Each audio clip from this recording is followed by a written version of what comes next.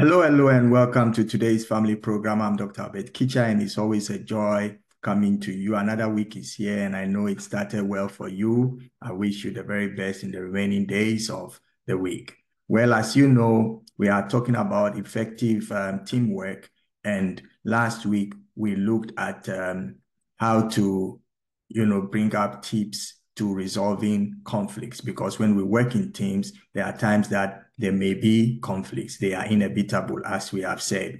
But before we get into, the topic for today, I want to encourage every one of you to connect with a friend and invite him or her to join this program. Send the link to them. And also for the people who are here for the first time, this program, we are in series, so we are building one on the other. So I would encourage you to watch the previous series in order for you to get the full, content of what we are talking about. And as we know, we have dealt with the fact that conflicts are there to be resolved, not to be, encouraged. So we look for conflict resolution and not breeding the conflict. Today, we are going to look at recipes for successful team. When you know these things, it will minimize, limit, or even eliminate the conflicts that could potentially come your way as you work together with other people.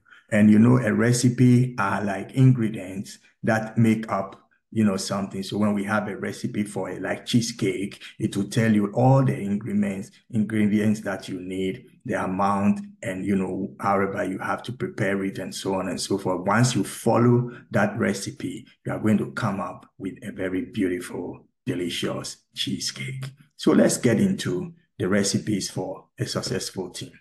So in a team, we have talked about the fact that the team needs to have a vision, have goals, and we have to be committed to the goals and the vision that we have as a team. So the commitment to the shared, vision and goals and objectives is very, very important. The second thing that we have to always make sure that is clear is the definition of the roles and responsibilities of members of the team. Once there are roles assigned and what is expected of people in those positions or roles, it makes it easier to either correct, check on stuff, and be abreast with what is going on. It makes conflicts also sort of get out of the way. Also, everybody on the team has a particular skill and is there to fulfill a special or specific need. So we have to use people more in their area of expertise and where they are experienced in order to get the best results. And when we do that, we've put people, so to say, in their comfort zones, and then they can operate with joy, and then it will eliminate all kinds of frictions and things like that. So when we use the best skills of people, we are sure of, minimizing all these conflicts or eradicating it at all. And also, there is the need for us to allow people to develop. Development is very, very important. So once in a while, you do a little bit of maybe sessions to upgrade. People need to get more resources in order to appreciate what they have. When people are developing on the job, they get excited and they know that, come tomorrow, I can do better. So it's a stimuli to go on. It's not a stimuli to stop and to, make the whole movement static. We need to make sure that people are allowed to, develop their skills, develop their interpersonal relationship, develop in any area, in every area that is possible. It is very, very important. So remember, make sure that there is the commitment to the shared goals and objectives and vision of the team. You are clearly defining the roles of people and also using the best skills available with people in order to get maximum output and also allow people to what? Develop. This is not all. The recipe still goes on. There is so much that goes into, building successful teams that we have to not just know about, but to also use and, apply in our daily work with other people as we work together in a team. Also, we need to make sure that there is clear communication. Clarity of communication prevents, conflicts and problems in a team. We have to make sure that behavior of people on the team is in consistency with the the rules or regulations, the ethical standards of the team. It is very, very important because somebody's behavior may cause another person to lose that, strength, energy to work, or how somebody will answer another person. So we need to also know the kinds of words how we talk to people. Please, I'll get it back to you tomorrow. Well, I'm working on it. I'll be done in a minute. Is it okay with you? Sometimes when you go to all these big franchises, you find the people working there, they have been actually taught how to communicate with people. So when you come, there are specific words they do. Hello, good afternoon, how can I help you?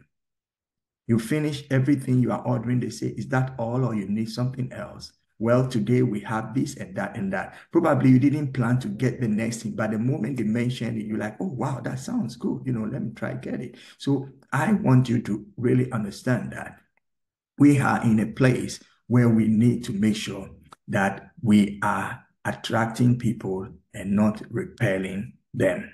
We also have to apply, strategic approaches to doing things, scientific ways of managing, issues. Sometimes all you need is to put a clock and an alarm, and that will make everybody know that it's time to start or it's time to stop. And nobody will say, well, I didn't get done, and then you're forcing me to stop. The bell says stop. You got to stop.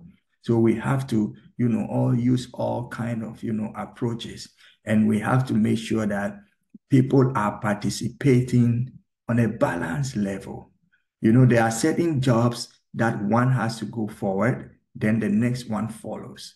You cannot do one first and then the second one, then, it works. No, the first one must be done first. The second one must follow the first. So when you have set positions, you need to also, bring understanding to the people so that people will not be waiting and saying, hey, come on, quick, quick, quick, I'm waiting. No, it takes 30 minutes. So it's not yet 30 minutes. I cannot get it out of the oven. It will be unbaked. It will be uncooked. It will be not done right. So when we communicate clearly, when we know the ethical standards, and when we know what follows what priorities, we would have the best recipe for a very successful team. I have not seen any team that has the desire to fail.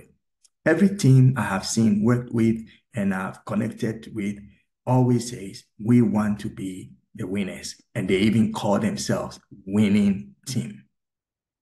And it's a good thing for you.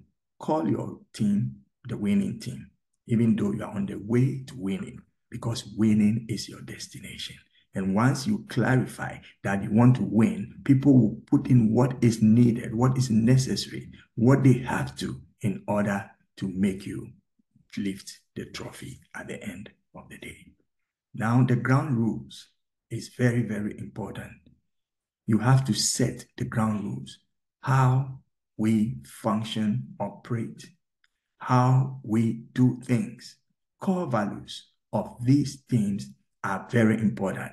If people do not know what is expected of them, everybody will be doing what they can do. And what they can do may go towards negating certain things that you are planning to do or you potentially would want to do.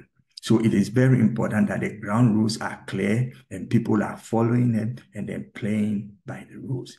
And we have to be sure that everybody is also aware of where the group is at the time, where the team is at the time, where we are going, which level are we at. We are on a journey of 100 kilometers, but now we are on 20 kilometers. Therefore, this is the speed we are going to. The next move, we're going to get on the highway, which means we are going to have, more speed and movement will be faster, and we have to be extra careful and so on and so forth. If you get all these things in place, you are guaranteed to have a successful team. One of the things that we also have to look at is our interpersonal relationships. Interpersonal relationships. People should be able to freely relate with one another, but not forgetting the values and the principles that the company or the team holds. Interpersonal relationships are very, very good. If everybody is just, fulfilling his part of the task, we become like machines. But there should be that kind of flowing into one another. That is when you get to know people, you get to know how they got to where they are, and you might even learn new things that will help you on the job. When you understand somebody's journey, traveling with them becomes, sort of easier. It is very, very good to make sure that we get these things, going together. It is absolutely important for you to always make sure you are putting in the ingredients and you have the recipe for a successful team. Today, I would end here, but we're going to sum it all up next week. And when we come next week, I will just put it all in like a capsule for you from when we started as a team, the formation, when it's getting normal, and when there are challenges, into conflicts, into conflict resolution, and finally into the recipes for a successful team.